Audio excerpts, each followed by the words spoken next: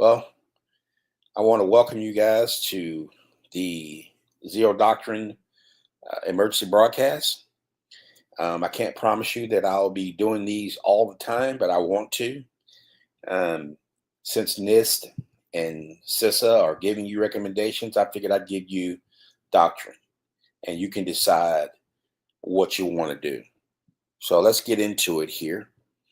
As many of you probably already know, um, just a little while ago, maybe yesterday, CISA put out a notice about the Microsoft Exchange Server um, uh, directive, and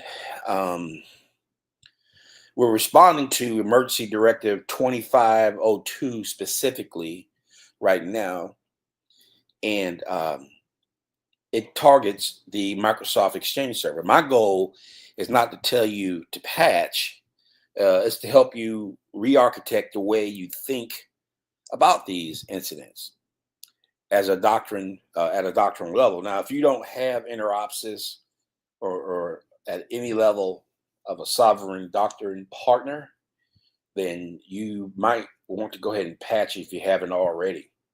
Of course, patching runs a risk, so don't just do it blindly. I'm quite sure your IT team knows what to do, but just be careful. Things are getting worse and worse for third-party attacks and things of that nature. So let's go ahead and take this down. Where are we at here?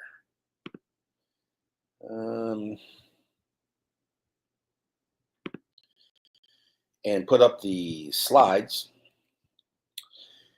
And let's go back one slide. And I don't need my picture up there. You guys know who I am, I hope. So let's get that down. There we go. So I'm going to welcome you to the briefing, the emergency briefing. It's a CISA Directive 25-02. These are called Zero Doctrine Emergency Response or Emergency Broadcast. And I'm the founder of InterOpsis, the author of the Cybersecurity Constitution. I put out today a full copy of it on LinkedIn. If you don't have it, you should go look at it. If you want it, hit me up. What happened? Well, critical vulnerability. There was a critical vulnerability in Microsoft Exchange. This is not an obscure bug. It enables remote code execution, privilege execution, and complete compromise. CISA, Cybersecurity Information Systems Administration, has issued a directive, but the public sector and private sector alike are at risk. Both are at risk. What we're seeing is another example of centralized software dependency becoming a national vector. I actually had an interesting discussion today or yesterday with someone from DISA, all these alphabet soup names, the Department of Information Security Administration, I think it is. And she was a bit sarcastic, but then she came around to, we had an adult conversation. I get what she was trying to do because I was jabbing at DOD's hiring of the 5 tech execs as lieutenant colonels. I still have a problem with that. I mean, I do appreciate that they're doing decisions by data, but I just can't see how that decision was made by data. It should have been made by doctrine. So anyway, so like I said, we're seeing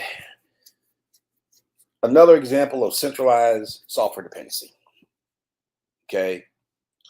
Why isn't just a patch? Why isn't this just a patch event? Attacker surfaces equals centralized vector stack. rapid weaponized or weaponization risk. Patch doesn't necessarily mean remediation, and the remediation doesn't necessarily mean redemption. You can't make that connection. So why isn't why this isn't just a patch? Just because CISA says patch immediately doesn't mean you're safe. What does that even mean, patch immediately? That sounds sporadic. You know, of course, you should know what you need to patch. But I got to tell you, sometimes there's information out there that you may not know that CISA may know. They need to be a little bit more forthcoming, I think. Vulnerabilities are now weaponized in hours, not weeks. Ransomware, espionage, and kinetic response all follow. This is not about money anymore, or kids sitting in their mom's basement having fun. This is about destabilization of nations through digital terrorism. Patching is a response. The Zero Doctrine is resilience. Now, I know some people have already said, I'm getting tired of hearing Zero Doctrine. Well, I don't know what to tell you, because I'm going to keep talking about it, because I have framework fatigue. As a matter of fact, I'm doing a live event next week on framework fatigue.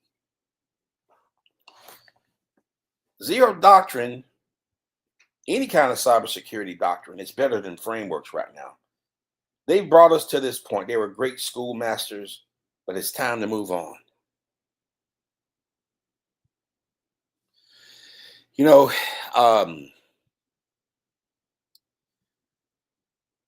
this whole mission that I have, I get accused of trying to sell it. There's nothing to sell.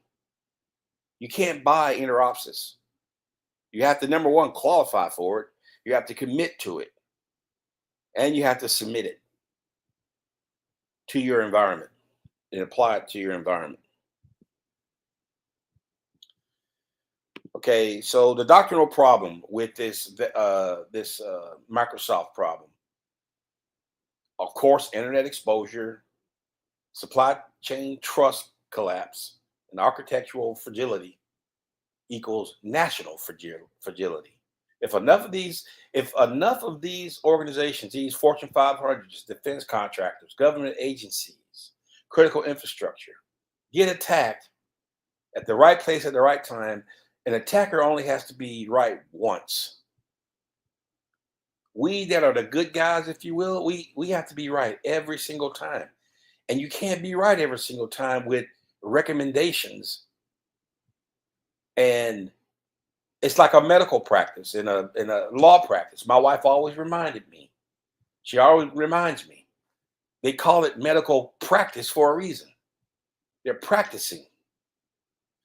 That's different than science.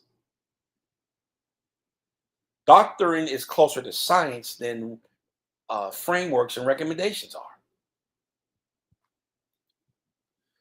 We allowed Microsoft Exchange, a globally targeted, commercially entangled platform, to sit on sovereign networks. When I left the Marine Corps in '89, I think they were on Banyan Vines. Anyone remember that network? OS? Or either, what was the one after that? Novell. That's how old I am. Yeah, I'm pushing 60. I'm 59 now. I'll be 60 next year. But I gotta tell you, I just have a problem with our national infrastructure and national security and critical infrastructure being on globally targeted, commercially entangled platforms. Anyway, a lot coming on that. Trust me. This is not what's the word I want to use? I'm trying to be careful here because I know that a lot of people listening. Well, this is not an IT problem. This is a doctrinal failure. We have no doctrine at the national security level in critical infrastructure. Fortune 500 certainly don't have it. And I'm quite sure defense contractors don't. Some may have, but I've been told that this is so strict, my doctrine is, that no one can survive it.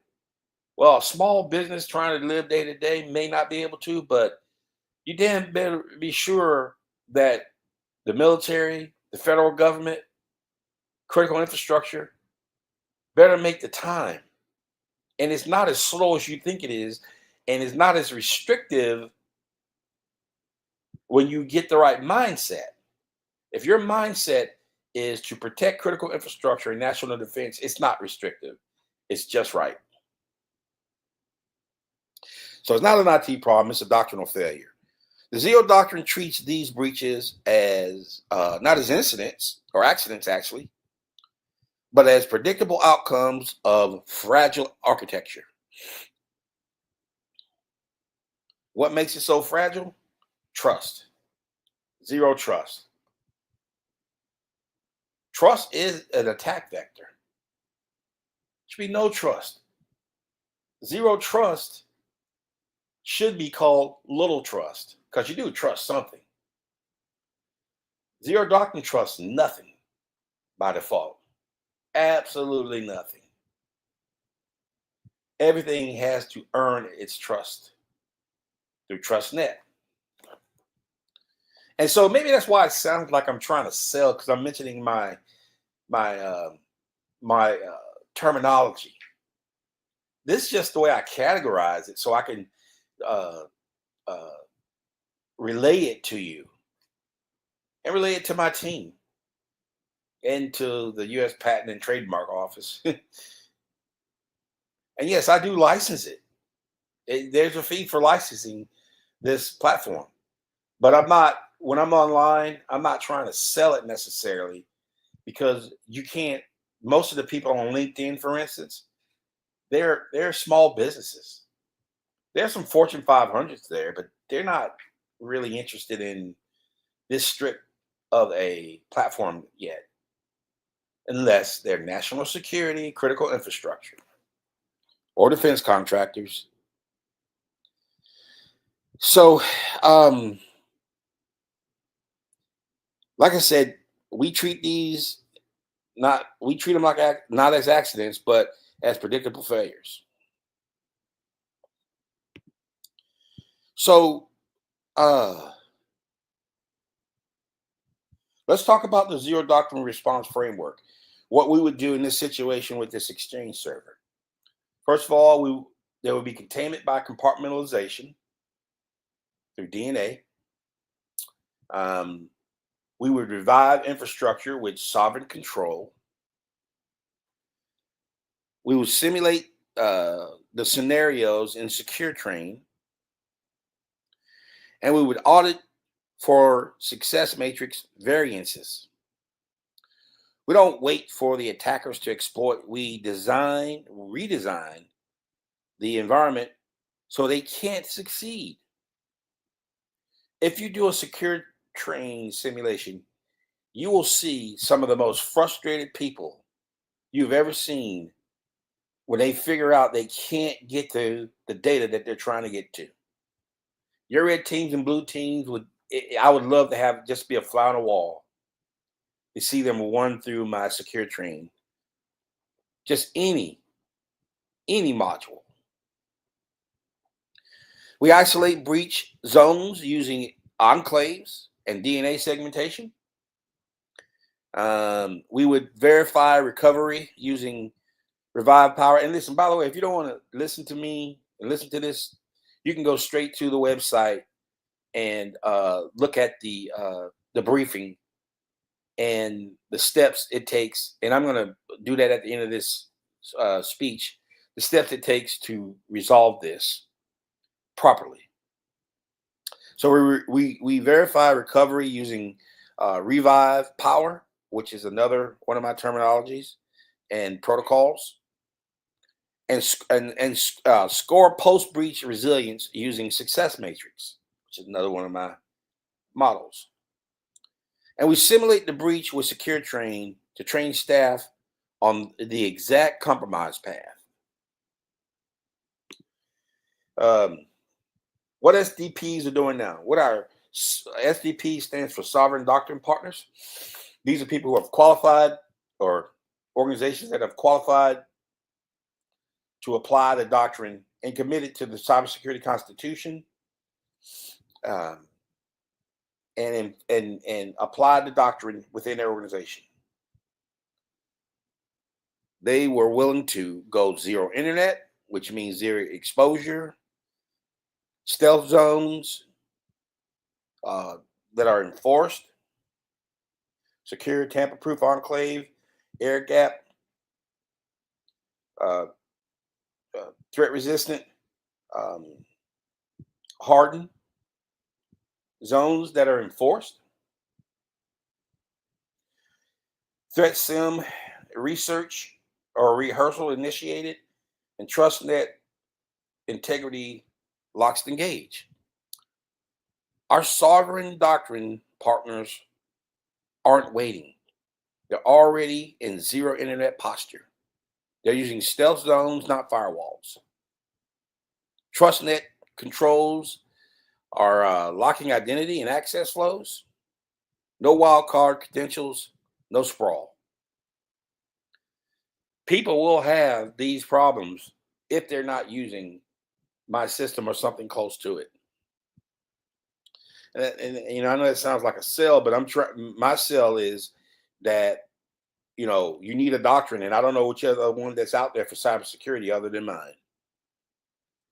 So simulation is active, because when your team can't rehearse, they won't respond under pressure. Someone said I forgot what the L was. The L in STEP is lockdown. So the simulations are active. That's the last thing that I said. Let's go to the next slide. So the countermeasures stack for this threat: the protocol and the role. So DNA for segmenting exchange traffic away from core communications. TrustNet to lock down identity and authentication pathways. Quick Strike for AI triggering response and containment. Phoenix, which is my favorite one, restore secure operations post-compromise. And I'll tell you why I laughed. And then Secure Train, which is staff readiness via simulation. I laugh at Phoenix because it doesn't say it in many places, but Phoenix is a self-destruction protocol. It will self-destruct itself along with Data Guardian. So if you're within, I won't say, X amount of feet away from the stealth, that data, it dies. If you stick a USB device, like Eric Snowden did at NSA, that data dies. That data can never leave that zone, ever leave that zone. Many have tried and all have failed. You cannot leave that zone with that data. It's segmented through DNA, and it cannot leave that zone.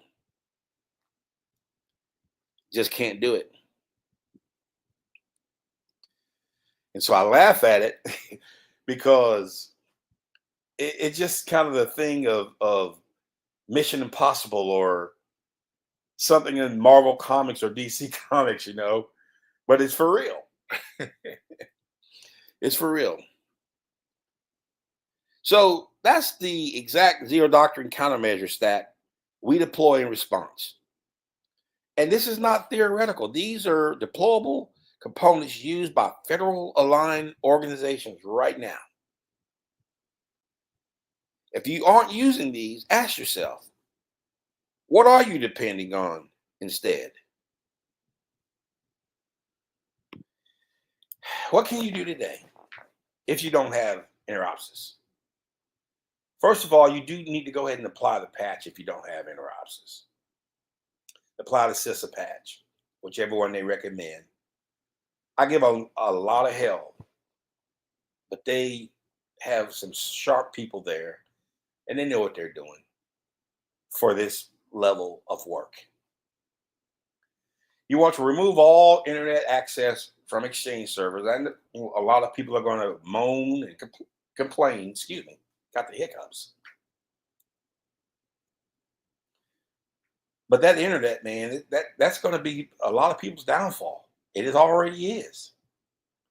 Then you want to isolate via reverse enclave bridge. Oh, so if you're not InterOpsis, you don't have that.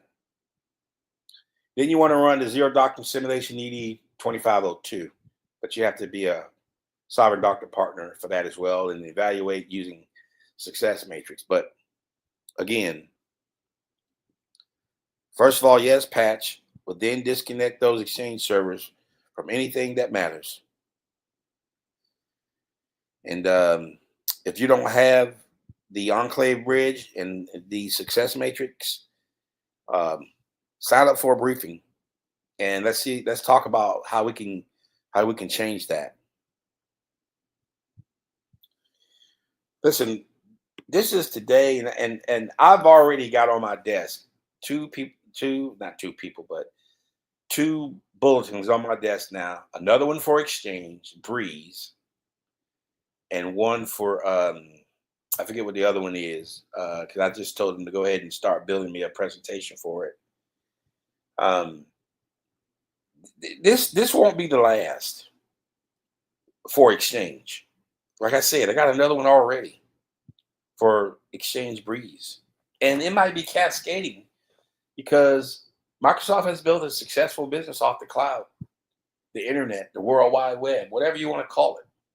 Doesn't matter to me. It's an attack vector, and it's used for the wrong reasons. It should be used as a decoy, not as a mission-facing tactic.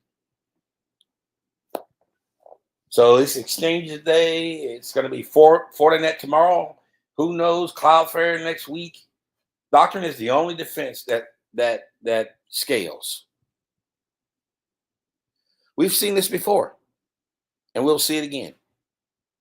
And if you're relying on brand trust or pitch speed or patch speed, you're behind. That's Microsoft. They know what to do. It's Fortinet. They know what that's not sovereign. Sovereign is you have 100% control of everything within your universe. You need a defense that scales, not with budget, but with doctrine. That's what InterOpsis and the Zero Doctrine provide. So go and read the Cybersecurity Constitution. Read the Emergency Bulletin. Download it. It's all there on the website at manuelwlloyd.com. Run the simulation. Start your doctrinal audit. I think today I posted. Some of this stuff is scheduled, so I can't tell. I can't keep up with it. The 10-minute audit test. It asks you 10 questions and should take no more than 10 minutes. And it gives you a scorecard and what you should do. And you can find if you can't see it online, like LinkedIn or Twitter, and I don't do Facebook or Instagram, but if you can't find it there, go to manuelwlloyd.com. And the Zero Doctrine emergency bulletins are on a page called Zero Doctrine Emergency Bulletins. So Manuel W. Lloyd /Zero Doctrine Emergency Bulletins. And stay tuned. I don't know when I'm going to do this next one. I'm kind of tired myself. I might do it. I probably need to do it tonight. I don't know. I don't know. I have to see. But I'll be doing a lot of these because I'm getting requests that they seem to be popular now.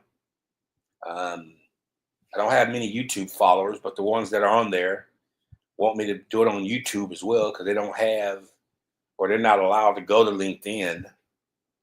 So I don't know why they can go to YouTube versus LinkedIn, but anyway, that's policy. So I want to thank you for listening in, and hopefully we can do a lot more of these, depending on my energy level, because I am tired. I'm an old man. I'm not that old. I'm 60, but this is a tiring thing because I'm trying to fight against establishment and people who get their feelings hurt when I talk a little bit about the framework model. It just doesn't work anymore, folks. It just doesn't work anymore. It's a good starter kit, but it's just not enough. Kudos to Forrester coming up with Zero Trust. Kudos to all the other people with their RFCs, with their protocols. But you see the result for yourselves. It's just not working. I implore you, give Zero Doctrine a try. Give InterOpsis a try. Read the Cybersecurity Constitution. Let's talk, you and me. Alrighty. Take care and have a wonderful, wonderful day.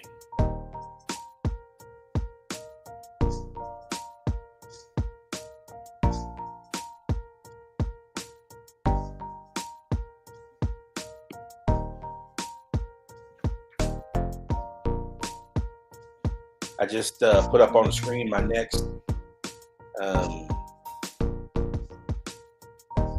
live. I think it is next week, next Wednesday. Check it out. Love to see you there. Or love to have you. Take care, folks.